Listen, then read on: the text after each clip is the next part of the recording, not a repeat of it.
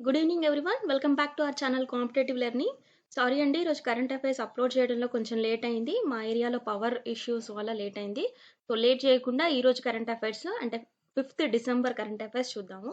So దాంట్లో భాగంగా ఈరోజు ఇంపార్టెంట్ డే వచ్చేసి ఇంటర్నేషనల్ వాలంటీర్స్ డే అండి, 5th డిసెంబర్. సో ఇది ఎందుకు అనంటే వాలంటీర్స్ పెడుతున్న ఎఫర్ట్స్‌కి వాళ్ళకి ఒక రికగ్నైజేషన్ ఉండాలి అని యూఎన్ జనరల్ అసెంబ్లీ 1985 నుంచి ఈ ఇంటర్నేషనల్ వాలంటీర్స్ డేని సెలబ్రేట్ చేసుకోవడం జరిగింది. సో 5th డిసెంబర్‌ని మనం ఇంటర్నేషనల్ వాలంటీర్స్ డేగా సెలబ్రేట్ చేసుకుంటాము. అండ్ 2021 థీమ్ వచ్చేసి volunteer now for our common future. ఇది థీమ్. అండ్ ఈరోజు ఇంకొక ఇంపార్టెంట్ డే కూడా ఉంది. సో 5th డిసెంబర్‌ని మనం వరల్డ్ సాయిల్ డేగా కూడా సెలబ్రేట్ చేసుకుంటాము. ఈ డేని సెలబ్రేట్ చేసుకోవడానికి రీజన్ ఏంటి అనంటే spreading awareness about the importance of soil. So soil importance చెప్పడం కోసము ఈ డేని అంటే 5th డిసెంబర్ని మనం వరల్డ్ సాయిల్ డేగా సెలబ్రేట్ చేసుకోవడం జరుగుతుంది. మనందరికీ తెలుసు, సాయిల్ అనేది బాగుంటే, ల్యాండ్లో సాయిల్ అనేది బాగుంటే ప్రొడక్షన్ బాగుంటుంది, అగ్రికల్చర్ వైజ్ బాగుంటుంది, ఫుడ్ సప్లై కూడా ఇంక్రీజ్ అవుతుంది. సో థీమ్ వచ్చేసి, ఈ ఇయర్ థీమ్ వచ్చేసి, వరల్డ్ సాయిల్ డే యొక్క థీమ్ వచ్చేసి halt soil salinization enhance soil production. Theme ఏంటి అంటే halt soil salinization enhance soil production. So ఇది ఈరోజు మనం ఇంపార్టెంట్ డే అని చెప్పొచ్చు, 5th December. So 5th December international volunteers day and world soil day, ఈ 2 డేస్ కూడా important days. And important days తర్వాత ఈరోజు కరెంట్ అఫైర్స్లోకి వెళ్ళిపోదాం. సో దాంట్లో భాగంగా ఈరోజు ఫస్ట్ క్వశ్చన్ వచ్చేసి which state government has tied up with Bavarian university of Germany. So Bavarian university తోటి లింకప్ అయిన స్టేట్ గవర్నమెంట్ ఏది అంటే కర్ణాటక. సో ఎందుకు లింకప్ అయింది అనంటే నేషనల్ ఎడ్యుకేషన్ పాలసీ 2020లో ఏవైతే ఎయిమ్స్ చెప్పిందో, ఏవైతే టార్గెట్స్ చెప్పిందో అవి ఇంప్లిమెంట్ చేయడానికి మన Karnataka state government university, Germany university అయిన బవరేనియన్ యూనివర్సిటీ తోటి టైఅప్ అవ్వడం జరిగింది. సో దీంట్లో భాగంగా మనకి ఈ నేషనల్ ఎడ్యుకేషన్ పాలసీ అంటే ఏంటో మనము చూద్దాము. సో నేషనల్ ఎడ్యుకేషన్ పాలసీ 2020లో ఉంది. సో దీనికన్నా ముందు ఏముంది అనంటే నేషనల్ పాలసీ ఆన్ ఎడ్యుకేషన్ 1986 నుంచి ఇది ఉండడం జరిగింది. సో ఈ నేషనల్ పాలసీ ఆన్ ఎడ్యుకేషన్ అనేది 1986లో ఎస్టాబ్లిష్ చేయడం జరిగింది. ఫస్ట్ దీని ఎయిమ్ ఏంటి అనేది చూద్దాము. దాని తర్వాత మనం నేషనల్ ఎడ్యుకేషన్ పాలసీ 2020 గురించి చూద్దాం. సో దీంట్లో ఎయిమ్ ఏంటి అనంటే access and equity. Access and equity లో యాక్సెస్ అంటే ఏంటి అనంటే అవైలబిలిటీ. ఎడ్యుకేషన్ అనేది ప్రతి ఒక్కరికి అవైలబుల్గా ఉండాలి అనేది ఒక టార్గెట్. అండ్ ఈక్విటీ అంటే ఏంటి అనంటే ఈక్వల్గా ఎడ్యుకేషన్ సప్లై చేయాలి అనంటే whether they are socially background, economically background, వాళ్ళకి కూడా ఎడ్యుకేషన్ అనేది ఈక్వల్గా ఉండాలి అన్న ఒక ఎయిమ్ తోటి నేషనల్ పాలసీ ఆన్ ఎడ్యుకేషన్ 1986లో ఎస్టాబ్లిష్ అవ్వడం జరిగింది. సో దీన్ని 1992లో ఒకసారి మోడిఫై చేశారు. సో ఏమని మోడిఫై చేశారు, ఆ మోడిఫికేషన్లో ఏముంది అనంటే రైట్ టు ఎడ్యుకేషన్ని ఇందులో ఇంప్లిమెంట్ చేయడం జరిగింది. రైట్ టు ఎడ్యుకేషన్ అంటే ఏంటి, ప్రతి ఒక్కరికి కూడా చదువుకునే రైట్ ఉంది అని అర్థం. అది ఎప్పుడు మనకి ఈ నేషనల్ పాలసీ ఆన్ ఎడ్యుకేషన్ 1986లో ఎస్టాబ్లిష్ అవ్వడం జరిగింది. సో దానికి 1992లో ఈ రైట్ టు ఎడ్యుకేషన్ని ఎస్టాబ్లిష్ చేయడం జరిగింది. అండ్ తర్వాత దీన్ని కాస్త యూనియన్ క్యాబినెట్ 29th జూలై 2020న national education policy of India 2020కి అప్రూవల్ ఇవ్వడం జరిగింది. ఎప్పుడు 29th జూలై 2020. మరి national education policy of India 2020 ఏం చెప్తుంది అనంటే ఓన్లీ యాక్సెస్ అండ్ ఈక్విటీ ఉంటే సరిపోదు, క్వాలిటీ ఎడ్యుకేషన్ కూడా ఉండాలి అన్న ఒక ఉద్దేశంతో ఇది ఎస్టాబ్లిష్ అవ్వడం జరిగింది. ఓకే, దీని ప్లేస్లో ఈ నేషనల్ పాలసీ ఆన్ ఎడ్యుకేషన్ ప్లేస్లో నేషనల్ ఎడ్యుకేషన్ పాలసీ రావడం జరిగింది. ఎప్పుడు అనంటే 29th జూలై 2020 నుంచి రావడం జరిగింది. దేనికి, క్వాలిటీ ఎడ్యుకేషన్ గురించి. మరి నేషనల్ ఎడ్యుకేషన్ పాలసీ 2020లో ఏమేమి ఉన్నాయి అనేది మనం చూద్దాం. సో కీ పాయింట్స్ అనేది చూద్దాం. సో దాంట్లో ఫస్ట్ పాయింట్ వచ్చేసి మదర్ టంగ్ లేదా లోకల్ లాంగ్వేజ్ అనేది మీడియం ఆఫ్ ఇన్స్ట్రక్షన్గా ఉండాలి అప్ టు క్లాస్ 5th వరకు అని ఈ నేషనల్ ఎడ్యుకేషన్ పాలసీలో ఫస్ట్ ఆబ్జెక్టివ్ అనేది చెప్పడం జరుగుతుంది. అంటే క్లాస్ 5th వరకు కూడా మీడియం ఏది ఉండాలి అంటే మదర్ టంగ్ లేదా లోకల్ లాంగ్వేజ్ ఉండాలి. అండ్ దాంతో పాటు సాంస్క్రిట్ అండ్ ఫారిన్ లాంగ్వేజ్ కూడా ఒకటి ఉండాలి అని ఈ నేషనల్ ఎడ్యుకేషన్ పాలసీలో చెప్పడం జరిగింది. మరి ఇంకొక ఆబ్జెక్టివ్ ఏం చెప్తుంది ఈ నేషనల్ ఎడ్యుకేషన్ పాలసీలో అంటే మనకి ఇప్పటి వరకు 10+2 స్ట్రక్చర్ అనేది ఉంది. మన అకాడమిక్ స్ట్రక్చర్ ఏంటి 10+2, కానీ దీన్ని రీప్లేస్ చేస్తూ 5+3+3+4 మోడల్ని ఇంట్రడ్యూస్ చేయడం జరిగింది. ఈ ఈ మోడల్ ఏంటో మనం చూద్దాం. ఈ 5+3+3+4 అంటే మనకి ఫస్ట్ అకాడమిక్ ఎగ్జిస్టింగ్ అకాడమిక్ ఇప్పుడున్న అకాడమిక్ ఏంటి 10+2. ఇక్కడ ఇక్కడ మనకి ప్రైమరీ అనేది ఏం లేదు. అంటే ఎల్‌కేజీ, ప్రీ ప్రైమరీ, యూకేజీ అనేది ఏమీ లేదు. ఇప్పుడున్న ఎగ్జిస్టింగ్ అకాడమిక్ స్ట్రక్చర్‌లో. ఏముంది 10+2 అంటే 10థ్ క్లాస్ వరకి అంటే ఏజ్ 6 నుంచి 14 ఇయర్స్ వరకి అండ్ తర్వాత 2 ఇయర్స్ అంటే అది ఇంటర్మీడియేట్ లేదా డిప్లొమా ఏదైనా సరే. అది 16 నుంచి 18 ఇయర్స్ వరకి కూడా ఈ స్ట్రక్చర్ మనకి ఇప్పుడున్న అకాడమిక్ స్ట్రక్చర్ ఈ విధంగా ఉంది. మరి న్యూ ఎడ్యుకేషనల్ పాలిసీ ఏం చెప్తుంది? ఏం డిఫరెన్సెస్ చేసింది అనంటే ఫస్ట్ 4 స్టేజెస్‌గా డివైడ్ చేయడం జరిగింది. సో, ఈ 4 స్టేజెస్ ఏంటి అనంటే fundamental stage, preparatory stage, middle stage and secondary stage. So, ఈ ఫండమెంటల్ స్టేజ్‌ని 2 టైప్స్‌గా డివైడ్ చేయడం జరిగింది. ఏంటి అనంటే ఫస్ట్ 3 ఇయర్స్ అంటే బేబీ ఫస్ట్ 3 ఇయర్స్ వరకి కూడా ఈ ఫండమెంటల్ స్టేజ్‌లో ఒక పార్ట్. సో, దీంట్లో ఏముంటుంది అనంటే మనకి అంగన్వాడీ స్కూల్స్, ప్రైమరీ ఎడ్యుకేషన్స్ అనేది ఉండడం జరుగుతుంది. Pre primary and anganwadi education అనేది ఉంటుంది. మరి ఇంకొక టైప్ ఆఫ్ ఫండమెంటల్ స్టేజ్‌లో ఏంటి అనంటే 3 ఇయర్స్ నుంచి 8 ఇయర్స్ వరకి ఫస్ట్ నుంచి సెకండ్ క్లాస్. సెకండ్ క్లాస్ అనేది ఈ ఫండమెంటల్ స్టేజెస్‌లో సెకండ్ పార్ట్ అని చెప్పొచ్చు. ఓకే. ఫండమెంటల్ స్టేజెస్‌లో 2 పార్ట్స్ ఏంటి? ఒకటి 3 ఇయర్స్ అండ్ ఇంకొకటేమో 3 ఇయర్స్ నుంచి 8 ఇయర్స్ వరకి ఉన్నది. 3 ఇయర్స్‌లో అంగన్వాడీ, ప్రీ ప్రైమరీ ఉంటుంది. అండ్ సెకండ్ స్టేజ్‌లో ఏంటి 3-8 ఇయర్స్ వరకి ఫస్ట్ అండ్ సెకండ్ క్లాసెస్ ఉంటుంది. అండ్ తర్వాత సెకండ్ స్టేజ్ వచ్చేసి ప్రిపరేటరీ స్టేజ్. సో, ఈ ప్రిపరేటరీ స్టేజ్ ఏంటి అనంటే క్లాస్ 3 నుంచి 5థ్ వరకి. ఇందులో ఏజ్ గ్రూప్ ఎవరెవరు ఉంటారు? 8 నుంచి 11 ఇయర్స్ పిల్లలు ఉంటారు. అండ్ ఇందులో ఈ స్టేజ్‌లో ఏమేమి ఉంటుంది అనంటే వాళ్ళకి స్పీకింగు, రీడింగ్, రైటింగ్ నేర్పించడం జరుగుతుంది ఈ ప్రిపరేటరీ స్టేజ్‌లో. అండ్ తర్వాత మిడిల్ స్టేజ్. ఈ మిడిల్ స్టేజ్ వచ్చేసరికి మనకి క్లాస్ 6థ్ నుంచి 8థ్ వరకి ఉంటుంది. మరి ఏజ్ గ్రూప్ ఏముంటుంది అనంటే 11 నుంచి 14 వరకి కూడా ఏజ్ గ్రూప్ అనేది ఈ మిడిల్ స్టేజ్‌లో ఉండడం జరుగుతుంది. మరి ఇందులో ఏం నేర్చుకుంటారు అనంటే వాళ్ళు బేసిక్ సబ్జెక్ట్స్ అయిన మ్యాథ్స్, సైన్స్, సోషల్ అనేది నేర్చుకుంటారు. ఏమేమి నేర్చుకుంటారు? Maths, science and social. So, ఈ 3 సబ్జెక్ట్స్ గురించి వాళ్ళకి ఇంట్రడక్షన్ ఈ మిడిల్ స్టేజ్‌లో దొరుకుతుంది. సో, ఏ ఏజ్ గ్రూప్స్ ఉంటారు ఇందులో? 11 నుంచి 14 ఏజ్ గ్రూప్ అనేది ఉంటుంది. అండ్ క్లాస్ 6థ్ నుంచి 8థ్ వరకి కూడా ఈ గ్రూప్‌లో ఉండడం జరుగుతుంది. అండ్ లాస్ట్ స్టేజ్ వచ్చేసి సెకండరీ స్టేజ్. సో, ఈ సెకండరీ స్టేజెస్‌ని కూడా 2 టైప్స్‌గా డివైడ్ చేయడం జరిగింది. ఇక్కడ మనం ఏం చెప్పాము? 6థ్ నుంచి 8థ్ క్లాస్ వరకి ఉంటుందని చెప్పాం గదా!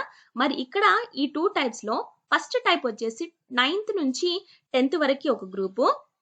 అండ్ సెకండ్ టైప్‌లో 11థ్ నుంచి 12థ్ గ్రూపు. అంటే ఇంటర్మీడియేట్ లేదా డిప్లొమా. సో, ఈ 2 టైప్స్‌ని డివైడ్ చేయడం జరిగింది. సో, ఈ 2 టైప్స్‌కి ఏజ్ గ్రూప్ ఎవరెవరు ఉంటారు? 14 నుంచి 19 వరకి కూడా ఉండడం జరుగుతుంది. మరి దీంట్లో ఏం నేర్చుకుంటారు ఈ సెకండరీ స్టేజ్‌లో అనంటే హైయర్ ఎడ్యుకేషన్స్. అంటే లైక్ హైయర్ ఎడ్యుకేషన్స్ కాదు.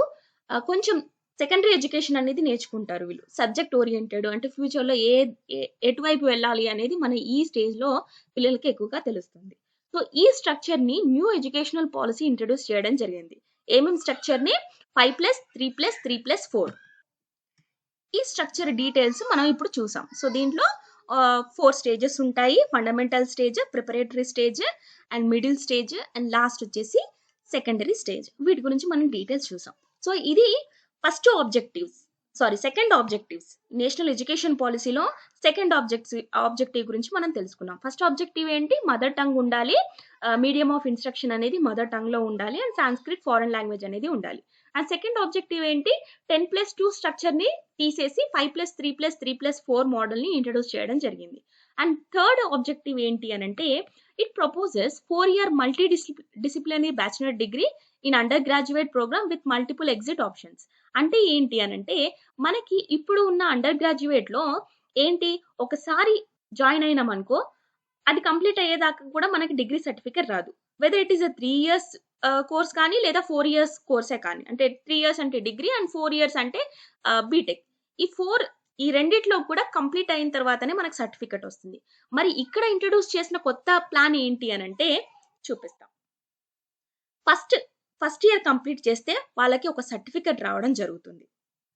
అండ్ సెకండ్ ఇయర్ కంప్లీట్ చేస్తే వాళ్ళకి ఒక డిప్లొమా ఇవ్వడం జరుగుతుంది. అండ్ 3 ఇయర్స్ కంప్లీట్ చేస్తే వాళ్ళకి ఒక బ్యాచిలర్ డిగ్రీ సర్టిఫికేట్ ఇవ్వడం జరుగుతుంది. అండ్ 4 ఇయర్స్ కంప్లీట్ అయిన తర్వాత మల్టీ డిసిప్లినరీ బ్యాచిలర్ డిగ్రీ అనేది వాళ్ళకి ఇవ్వడం జరుగుతుంది. అంటే ఇక్కడ మల్టిపుల్ ఎంట్రీస్, మల్టిపుల్ ఎగ్జిట్స్ అనేది ఉంటుంది. ఇప్పుడు ఒక ఫస్ట్ ఇయర్ నేను ఒక కాలేజ్‌లో చేశాను. సో సెకండ్ ఇయర్ నాకు ఫస్ట్ ఇయర్ కంప్లీట్ అయింది కాబట్టి సర్టిఫికేట్ అనేది ఒకటొస్తుంది. ఈ సర్టిఫికేట్ తీసుకొని నేను వేరే కాలేజ్‌లో చేయొచ్చు. సో నేను వేరే కాలేజ్‌లో సెకండ్ ఇయర్ కంప్లీట్ చేశాను. అక్కడ ఏంటి డిప్లొమా సర్టిఫికేట్ ఒకటి వస్తుంది. అండ్ తర్వాత నేను అంటే ఎన్ని కాలేజ్‌లోనైనా చేసినా కూడా మనకి లాస్ ఆఫ్ ఎడ్యుకేషన్ అనేది ఉండదు. సో ఇప్పుడున్న అకాడమిక్ స్ట్రక్చర్ ఏంటి? మనం అది కంప్లీట్ అయితేనే కదా మనకి సర్టిఫికేట్ వస్తుంది. బట్ న్యూ ఎడ్యుకేషన్ పాలిసీలో ఈ డిఫరెన్సెస్ అనేది చెప్పడం జరిగింది.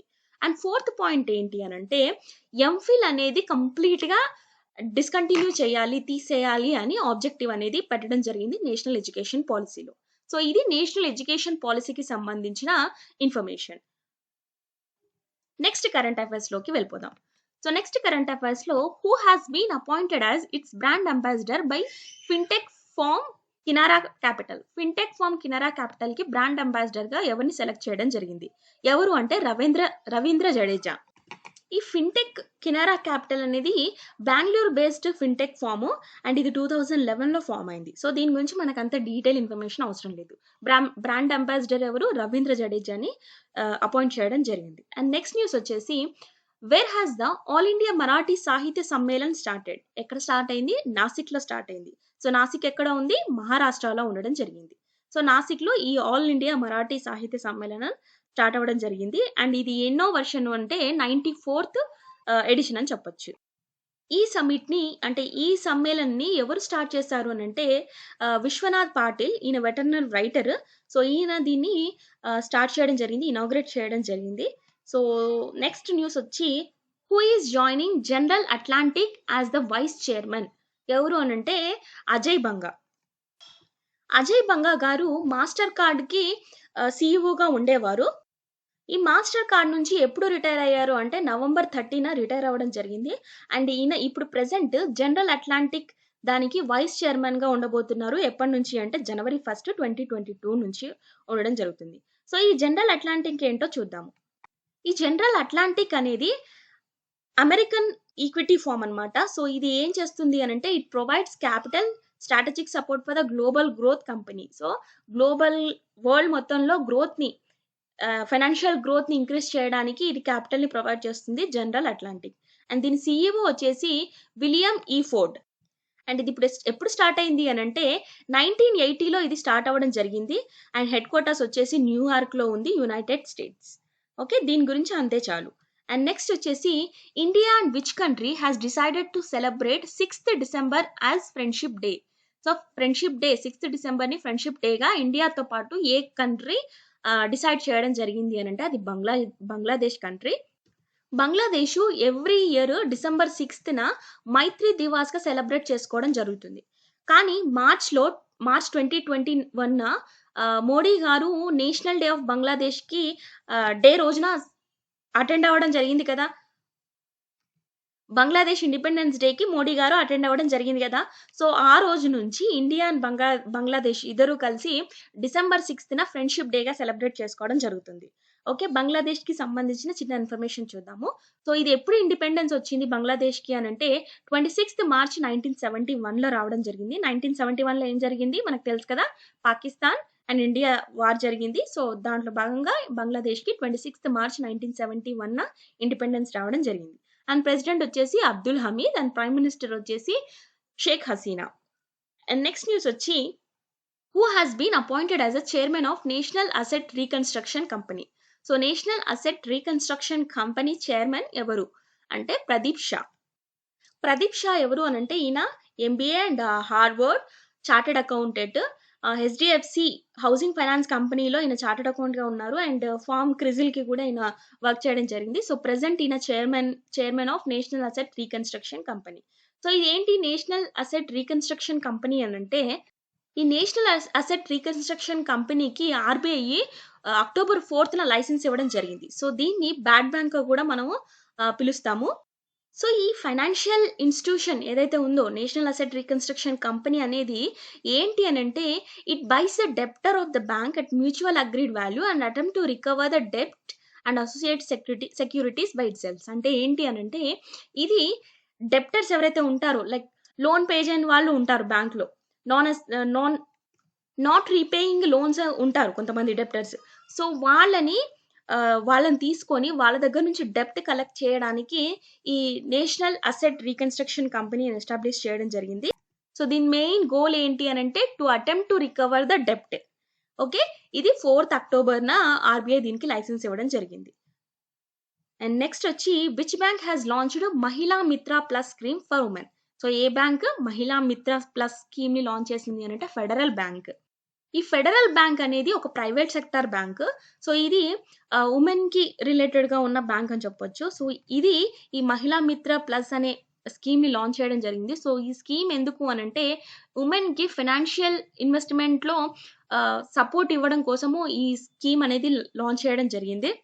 అండ్ ఈ స్కీమ్ బెనిఫిట్ ఏంటి వుమెన్‌కి అనంటే ప్రిఫరెన్షియల్ ఇంట్రెస్ట్ రేట్స్ ఉంటాయి హౌసింగ్ లోన్స్‌లో. అండ్ ప్రాసెసింగ్ ఫీ కూడా ఉండదు. హౌసింగ్ లోన్స్ తీసుకునడంలో ఈ ప్రాసెసింగ్ ఫీ కూడా ఉండదు వుమెన్స్‌కి. ఇది related to the women only. And complimentary customised insurance cover కూడా వుమెన్‌కి ప్రొవైడ్ చేస్తుంది. ఏ బ్యాంకు అనంటే అది ఫెడరల్ బ్యాంక్. సో, మహిళా మిత్ర ప్లస్ స్కీమ్ కింద ఈ బెనిఫిట్స్ అన్నీ కూడా వుమెన్‌కి ఇవ్వడం జరిగింది. అండ్ నెక్స్ట్ న్యూస్ వచ్చి which country has announced to end child marriage by 2030. 2030 కల్లా చైల్డ్ మ్యారేజ్‌ని ఎండ్ చేయాలి అని అనౌన్స్ చేసిన కంట్రీ ఏది అనంటే సౌత్ సుడాన్. ఎందుకు ఇది అనౌన్స్ చేసింది అనంటే సౌత్ సుడాన్ ఈ వరల్డ్‌లో highest rate of child marriages జరుగుతున్న కంట్రీ అని చెప్పొచ్చు సౌత్ సుడాన్‌లో. సో, ఎక్కువ చైల్డ్ మ్యారేజెస్ జరుగుతున్నాయి. యాస్ పర్ ద సర్వే 2010లో 15 ఇయర్స్ లోపు పెళ్ళైన గర్ల్స్ ఎంతమంది అనంటే 7% ఉన్నారంట. అండ్ 40% ఏమో 18 ఇయర్స్ బిలో వాళ్ళకి మ్యారేజ్ అయిందంట. సో, ఎక్కువగా చైల్డ్ మ్యారేజెస్ ఈ కంట్రీలో జరుగుతున్న కారణంగా ఆ కంట్రీ గవర్నమెంట్ 2030 కల్లా చైల్డ్ మ్యారేజ్ అనేది కంప్లీట్‌గా ఎరాడికేట్ చేయాలి అని అనౌన్స్ చేయడం జరిగింది. సో, నెక్స్ట్ న్యూస్ వచ్చేసి who took over the flag officer commander in chief of eastern naval Command. So, flag ఆఫీసర్‌గా ఈస్టర్న్ నావల్ కమాండర్‌గా ఎవరు నియమితులయ్యారు అనంటే బిస్వజిత్ దాస్ గుప్తా. అండ్ ఈయనకి వచ్చిన అవార్డ్స్ చూద్దాం. ఆది విశిష్ట సేవా మెడల్ అండ్ యుద్ధ సేవా మెడల్ ఇవన్నీ కూడా ఈయనకి రావడం జరిగింది. So, next flag officer chief of eastern naval command ఎవరు? Biswajit Das Gupta. And next news వచ్చేసి government of India has signed an agreement of 3,752 crores with which bank for quality education. So, quality ఎడ్యుకేషన్‌కి గాను ఏ బ్యాంక్ తోటి ఇండియా 3,752 crores ఆఫ్ రూపీస్‌ని sign చేసింది అనంటే అది ఏడీబీ. ఏడీబీ అంటే ఏంటండి? Asian development bank. సో, ఎందుకు? క్వాలిటీ ఎడ్యుకేషన్‌ని ఇంప్రూవ్ చేయాలి అన్న ఒక ఉద్దేశంతోటి ఈ అగ్రీమెంట్ అవ్వడం జరిగింది. ఎందుకు ఈ ఇనిషియేటివ్ ఇప్పుడు తీసుకుంది అనంటే కరోనా వల్ల చాలా పిల్లలకి ఎడ్యుకేషన్ అనేది తగ్గిపోయిందని చెప్పొచ్చు. ఆన్‌లైన్ క్లాసెస్ జరుగుతున్నా కూడా చాలామంది ఆ ఫెసిలిటీ లేని పిల్లలే ఎక్కువ పర్సెంటేజ్ ఉన్నారు. సో, అలా కాకుండా ఈ క్వాలిటీ ఎడ్యుకేషన్‌ని ఇంక్రీజ్ చేయాలి ఇంకా అన్న ఉద్దేశంతోటి government of India Asian development bank తోటి ఒక అగ్రీమెంట్ చేసుకోవడం జరిగింది. అండ్ ఏడీబీకి సంబంధించిన చిన్న ఇన్ఫర్మేషన్ చూద్దాం. సో, ఇది 1966 డిసెంబర్‌న ఎస్టాబ్లిష్ అవ్వడం జరిగింది. And headquarter Manila, Philippines capital అయిన మనీలాలో ఉంది. అండ్ ప్రెసిడెంట్ వచ్చేసి Masatsugu Asakawa. And next news వచ్చి which state government has took a loan of $135 million from world bank for improvement of electricity services. So, ఎలక్ట్రిసిటీని increase చేయాలన్న ఒక ఉద్దేశంతోటి ఏ స్టేట్ గవర్నమెంట్ వరల్డ్ బ్యాంక్ తోటి అగ్రీమెంట్ చేయించుకుంది అనంటే అది వెస్ట్ బెంగాల్ గవర్నమెంట్ అని చెప్పొచ్చు. సో, ఈ ఫండ్ తోటి ఈ వెస్ట్ బెంగాల్ స్టేట్ గవర్నమెంట్ ఏం చేయబోతుంది అనంటే strengthening the distribution network, smart grid technologies and financial సస్టైనబిలిటీని కూడా ఇంక్రీజ్ చేయబోతుంది ఈ West Bengal world bank support చేసిన ఈ అమౌంట్ తోటి. అండ్ నెక్స్ట్ న్యూస్ వచ్చి which state was recognised as the best state in promoting empowerment of person with disability. So, persons with disability డేని మనం ఏ రోజున సెలబ్రేట్ చేసుకుంటాం? 3rd డిసెంబర్‌న. ఇది నేను మన ప్రీవియస్ కరెంట్ అఫైర్స్‌లో చెప్పాను. సో, మీరు డైలీ కరెంట్ అఫైర్స్ అనేది ఖచ్చితంగా చూడండి. నేను కాస్త లేట్ అయినా డెఫినెట్‌గా పోస్ట్ చేస్తాను. డైలీ చూడడం అనేది చాలా మంచి విషయము. సో, దీంట్లో ఆన్సర్ వచ్చేసి తమిళనాడు. సో, ఏ స్టేట్ పర్సన్స్ విత్ డిసబిలిటీకి బెస్ట్ అవార్డ్ వచ్చింది అంటే అది తమిళనాడుకి. ఇది వెరీ ఇంపార్టెంట్ కరెంట్ అఫైర్ అని చెప్పొచ్చు. సో, గుర్తుంచుకోండి ఏ స్టేట్‌కి పర్సన్స్ విత్ డిసబిలిటీ అవార్డ్ రావడం జరిగింది. Empowerment of persons with disability award రావడం జరిగింది అంటే అది తమిళనాడు. అండ్ నెక్స్ట్ వచ్చేసి G. Subramanian Iyer has resigned as a part time chairman of which bank? ఏ బ్యాంక్‌కి సుబ్రమణియన్ అయ్యర్ రిజైన్ చేయడం జరిగింది అంటే Dhanlaxmi bank. So, Dhanlaxmi bank అనేది ఒక ప్రైవేట్ బ్యాంక్. సో, ఈ బ్యాంక్ గాను పార్ట్ టైమ్ చైర్మన్‌గా సుబ్రహ్మణ్యం అయ్యర్‌ని ఫిబ్రవరిలో నామినేట్ చేయడం జరిగింది. సో, ఆయన ఇప్పుడు డిసెంబర్ 31 వరకి కూడా ఆయనే ఉంటారు. పార్ట్ టైమ్ చైర్మన్‌గా. అండ్ 1 జనవరి 2020 నుంచి వేరే వాళ్ళొస్తారు. ఆ నేమ్ వచ్చిన తర్వాత నేను అప్పుడు చెప్తాను. సో, ధనలక్ష్మి బ్యాంక్‌కి సంబంధించిన చిన్న ఇన్ఫర్మేషన్. ఇది ఎప్పుడు 1927 నవంబర్ 14న ఎస్టాబ్లిష్ అయింది. అండ్ హెడ్ క్వార్టర్ వచ్చేసి త్రిశూర్, కేరళలో ఉంది. సో, ఇది ఈరోజు మనకి 5థ్ డిసెంబర్‌కి సంబంధించిన కరెంట్ అఫైర్స్. ఇంకా మన ఛానెల్‌ని ఎవరైతే సబ్స్క్రైబ్ చేయలేదో సబ్స్క్రైబ్ చేయండి. అలాగే ఇక్కడ బెల్ ఐకాన్ కనిపిస్తుంది కదా! ఈ బెల్ ఐకాన్‌ని క్లిక్ చేస్తే నేను వీడియో పెట్టిన వెంటనే మీకు నోటిఫికేషన్ వస్తుంది. సో, బెల్ ఐకాన్‌ని కూడా క్లిక్ చేయండి. వీడియో నచ్చితే లైక్ చేయండి అండ్ మీ ఫ్రెండ్స్‌కి షేర్ చేయండి. వీడియో ఎలా ఉందనేది నాకు కమెంట్ చేయండి. నాకు కూడా తెలుస్తుంది కదా! ఏమన్నా చేంజెస్ చేసుకోవాలా? లేకపోతే బావుందా అనేది నాకు కూడా తెలుస్తుంది. వీడియో బావుందా లేదా నాకు కమెంట్ చేయండి. Thank you very much for watching. Good luck.